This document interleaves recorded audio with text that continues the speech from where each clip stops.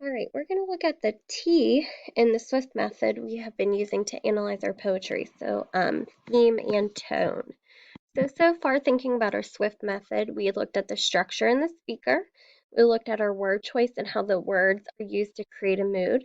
We looked at imagery, the picture you help visualize in your mind, figurative language devices, and now we're looking at theme and tone.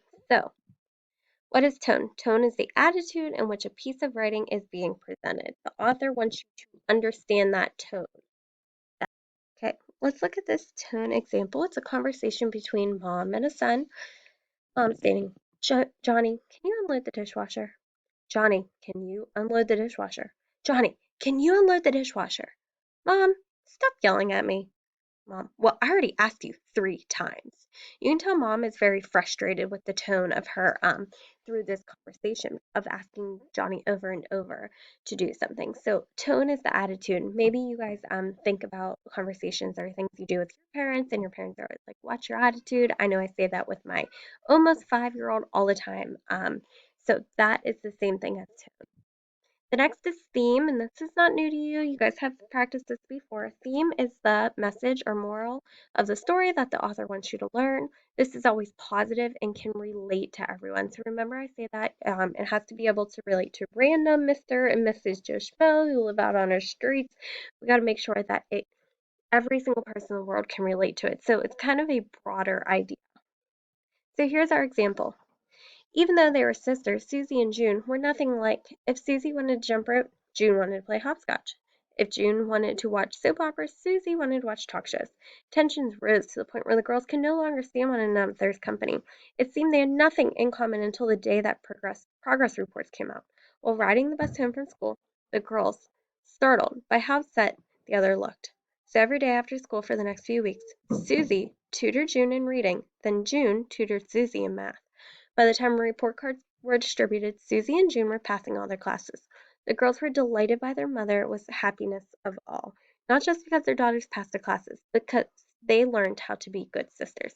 So sometimes the theme is explicit, meaning it is given to you directly. So one theme you can probably think about is the idea that because they have learned to be good sisters.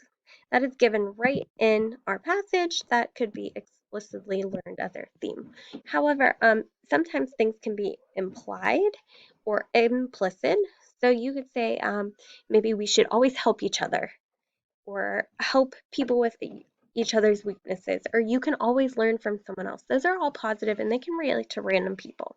So, talking about reviewing theme, reviewing tone, now we need to look at it into a poem because this is what you are going to have to do for our assignment today.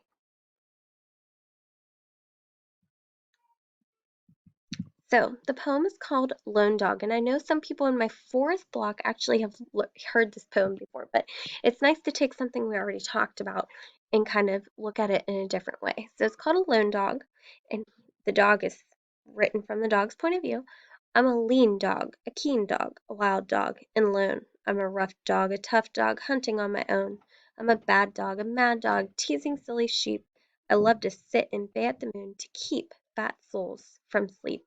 I'll never be a lap dog licking dirty feet, a sleek dog, a meek dog, cringing for my meat. Not for the fireside, the well-filled plate, but shut the door, the sharp stone, and cuff and kick and hate.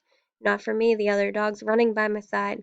Some will run a short while, but none of them would abide. Oh, mine is still lone trail, hard trail, and best wide wind stars, and hunger for the quest. So, when you think about reading this, you think about the tone, the attitude. So, the attitude of our poem, I would say, was probably that this dog is a tough dog. He's giving a very tough or rough around the edges attitude. And to support that, we can say he's rough, he uses tough, he's hunting on his own, um, he's he'll never be a lap dog. He's very independent. Not for me, those other dogs, right? So that's his tone. He's surviving on his own. He's rough. He's tough. However, the theme is the lesson that we learned, and maybe we can learn on this like you are you can be independent. You can survive on your own, and we can say that the well-filled plate, teasing silly sheep. You could always say to have fun. You can say that you can support yourself, and that's kind of what he's saying. Not for me, those other dogs running by my side. I'm able to support myself.